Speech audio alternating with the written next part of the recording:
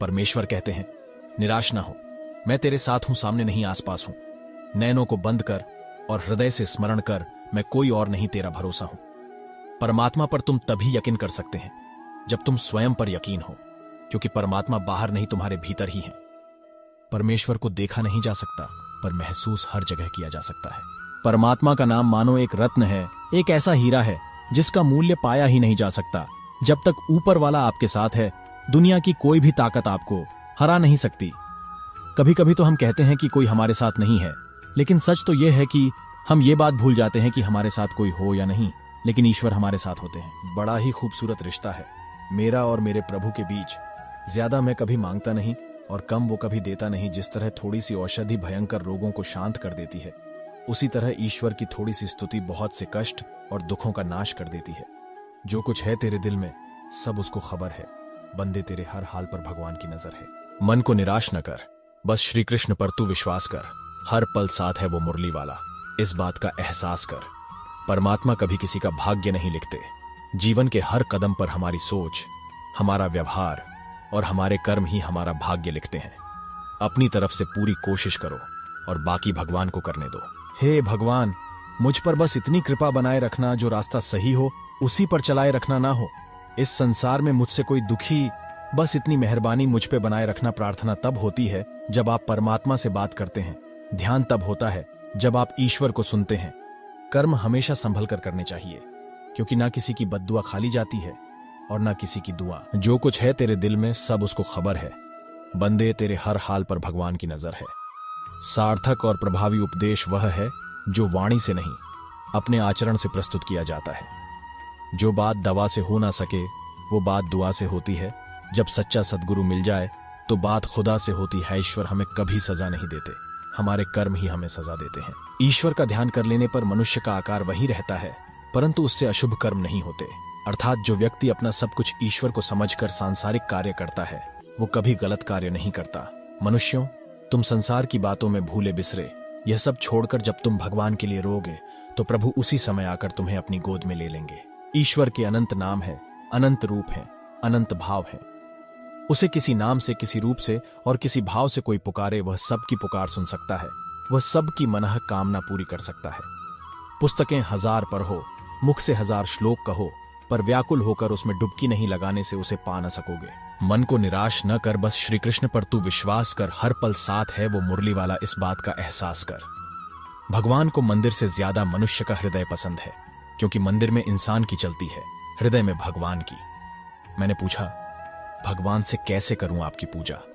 भगवान बोले, तू खुद भी मुस्कुरा, औरों को भी मुस्कुराने की वजह दे, बस हो गई पूजा। परमात्मा शब्द नहीं जो तुम्हें पुस्तक में मिलेगा, परमात्मा मूर्ति नहीं जो तुम्हें मंदिर में मिलेगी, परमात्मा मनुष्य नहीं जो तुम्हें समाज में मिलेगा, परमात्मा जीवन है जो तुम्हें अपने भीतर मिलेगा। शरीर से प्रेम है तो आसन करें, सांस से प्रेम है तो प्राणायाम करें, आत्मा से प्रेम है तो ध्यान करें, और परमात्मा से प्रेम है तो समर्पण करें। ईश्वर कहते हैं, उदास मत हो, मैं तेरे साथ हूं। सामने तो नहीं, आस पास हूं। पलकों को बंद करो और दिल से याद करो, कोई और नहीं, तेरा विश्वास ही तो हूं। भगवान कहते हैं, तलाश ना कर मुझे जमीन और आसमान की गर्दिशों में। अगर तेरे दिल में नहीं हूं तो कहीं नहीं हूं मैं। ईश्वर हर रूप में तुम्हारी मदद करने आता है, लेकिन हां, उनको ढूंढना मत, सिर्फ पहचानना। प्रभु, सुख देना तो बस इतना देना कि जिसमें अहंकार ना आए, और दुख देना तो बस इतना देना कि जिसमें आस्था ना खो जाए। पकड़ लो हाथ मेरा प्रभु, जगत में भीड़ भारी है, कहीं मैं खो ना जाऊं, जिम्मेदारी ये तुम्हारी है। मत करना अभिमान, खुद पर है इंसान। तेरे और मेरे जैसे कितनों को ईश्वर ने माटी से बनाकर माटी में मिला दिया। सच्चा प्यार ईश्वर की तरह होता है, जिसके बारे में बातें तो सभी करते हैं, लेकिन महसूस कुछ ही लोगों ने किया होता है। भगवान हमसे जो भी लेते हैं उसे हमेशा दोगुना वापस करते हैं।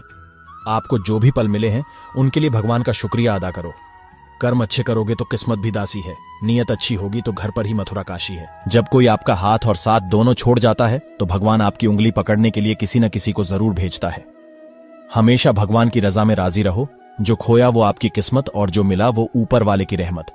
चिंता मत करो, क्योंकि जिसने तुम्हें इस दुनिया में भेजा है उसे आपकी ज्यादा चिंता है। जिसके ऊपर भगवान का हाथ है उसे कोई दुख कैसे हो सकता है। जो मिल गया उसका शुक्र करो, और जो नहीं मिला उसका सब्र करो। अगर मांगना ही है तो ऊपर वाले का सहारा मांगो, जो बुरे वक्त में साथ देता है। लोग रंग बदलते हैं और ऊपर वाला वक्त बदलता है। ऐसा रूहानी इश्क करो उस खुदा के साथ, दुहक चाहे लाखों आए लेकिन महसूस ना हो। फिजूल है फिक्र करना हमारे दिल का, उसके हुक्म बिना तो पत्ता भी नहीं हिलता। ऐसा रूहानी इश्क करो उस खुदा के साथ, दुख चाहे लाखों आए लेकिन महसूस ना हो। फिजूल है फिक्र करना हमारे दिल का, उसके हुक्म बिना तो पत्ता भी नहीं हिलता। अमृत के समय उठना चाहिए, सांसारिक आसक्तियों का त्याग करके भगवान का नाम लेना चाहिए। आगे बढ़ना है तो गलत रास्ते पर नहीं बल्कि मेहनत की कमाई और ऊपर वाले पर विश्वास रखो। वही करता है वही करवाता है, तू तो बस ऐसे ही इतराता है। एक सांस भी नहीं तेरे बस का, वही सुलाता है वही जगाता है। जो प्यास ना बुझा सके वो कुआं किस काम का, जो भगवान का नाम न ले वो मुंह किस काम का। हे भगवान, मेरी दुआ है कि मैं जब भी आपके चरणों में सिर झुकाऊं तो मुझसे जुड़े सारे रिश्ते संवर जाएं, अच्छे हैं या बुरे हैं। हे भगवान, हम तो तेरे हैं। ना अमीरी की बात है ना गरीबी की बात है, तेरे दर पर आना तो नसीब की बात है। हे भगवान, तेरे आगे यही दुआ है, दुख मिले तो हिम्मत देना और खुशी मिले तो निम्रता देना। हे प्रभु, मुझे बस उन लोगों से मिलाना जो दिल के साफ हैं। धर्म तो कमाने की चीज थी और हमने दिखावे की बना दी। मेरे पास मेरे बस मेरे किए गुनाह हैं, बाकी सब कुछ तेरा है प्रभु। ईश्वर को समझना तभी तक आसान है जब तक आप उन्हें किसी को समझाने की कोशिश नहीं करेंगे। इस दुनिया से कभी आशा मत करो और भगवान से कभी निराशा मत करो। प्रकाश करना है तो आत्मज्ञान का करो, यूं दिए जलाकर कुछ नहीं होगा। चिंता मत करो, भगवान हमेशा सही वक्त पर साथ देते हैं। उनमें विश्वास रखो, आपके अच्छे कर्म ही आपका भाग्य बदल सकते हैं। जैसे मिठाई और मिठास को अलग नहीं किया जा सकता, वैसे ही भक्ति और विनम्रता को अलग नहीं किया जा सकता। भगवान की कृपा का जो मीठा पानी है वो अहंकार के ऊंचे टीले पर इकट्ठा नहीं हो सकता। भक्ति प्राप्त नहीं की जा सकती, यह तो एक उपहार है।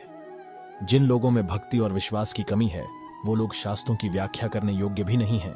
समर्पण और विनम्रता का मिश्रण ही भक्ति है। जीवन में सफल होना है तो आपको युक्ति, शक्ति, भक्ति की आवश्यकता है। जिससे आपको सबसे ज्यादा शांति मिलती है उसमें सबसे ज्यादा समय लगाएं। जब भक्ति पैदा होती है तो जीवन और गहरा हो जाता है।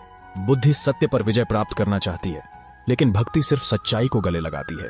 भक्ति तब है जब जीवन के साथ आपकी भागीदारी इतनी पक्की है कि आप खुद के लिए मायने नहीं रखते, दूसरों की परेशानी पर खुश ना हो, क्योंकि भगवान आपको वही देता है जिसमें आपको ज्यादा खुशी मिलती है। जब आपको यह समझ में आ गया कि सारा काम ईश्वर की मर्जी से होता है, तब आपके जीवन की सारी परेशानियां खत्म ही जाएंगी। भगवान की प्राप्ति पूजा हवन से नहीं बल्कि विनम्रता, दया भाव और लोगों के प्रति करुणा से होती है। जब आप समझ जाओगे कि हर किसी के अंदर ईश्वर का एक अंश है, तो आप किसी का बुरा करने से पहले 100 बार सोचोगे। इधर उधर तलाशने की क्या जरूरत।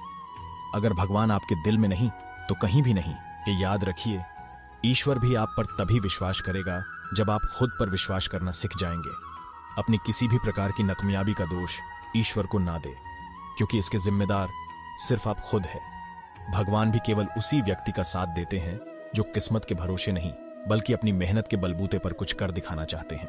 ईश्वर के आगे हाथ जोड़ने से कुछ नहीं होगा। जो भी होगा वो सिर्फ और सिर्फ आपकी मेहनत से होगा। किसी व्यक्ति की मदद कर आप ईश्वर से एक पुण्य कमाने के सहभागी बन जाते हैं। हमें स्वर्ग मिलेगा या नर्क, इसका पता हम अपने कर्मों द्वारा आसानी से पता लगा सकते हैं। श्रद्धा का मतलब है आत्मविश्वास और आत्मविश्वास का मतलब है ईश्वर में विश्वास। ईश्वर कभी भी किसी व्यक्ति के साथ नाइंसाफी नहीं करता। वो उसको केवल वही देता है जिसके वह लायक है। जो व्यक्ति केवल सत्य के मार्ग पर चलता है उसका साथ ईश्वर हर कदम पर देता है। जिस इंसान का मन पहले से ही गंदा हो, भला उसकी प्रार्थना ईश्वर कैसे स्वीकार कर सकते हैं। यदि आपके पास सिर्फ भगवान है तो आपके पास वह सब हैं जो आपको चाहिए। कामयाबी के मार्ग पर चुनौतियां तो आएंगी ही, इसलिए भगवान को दोष देने की बजाय उन चुनौतियों से निपटना सीखो। अगर आपकी नीयत में जरा भी खोट होगा तो यकीन मानिए भगवान आपकी किसी भी तरह से जरा भी सहायता नहीं करेगा। पूरी दुनिया में ढूंढने के बाद भी नहीं मिलता है, वही माया है। और जो एक जगह पर बैठे ही मिल जाए वही परमात्मा है। ईश्वर कहते हैं, उदास मत हो, मैं तेरे साथ हूं। सामने तो नहीं, आस पास हूं। पलकों को बंद करो और दिल से याद करो, कोई और नहीं, तेरा विश्वास ही तो हूं।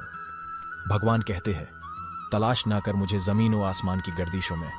अगर तेरे दिल में नहीं हूं तो कहीं नहीं हूं मैं।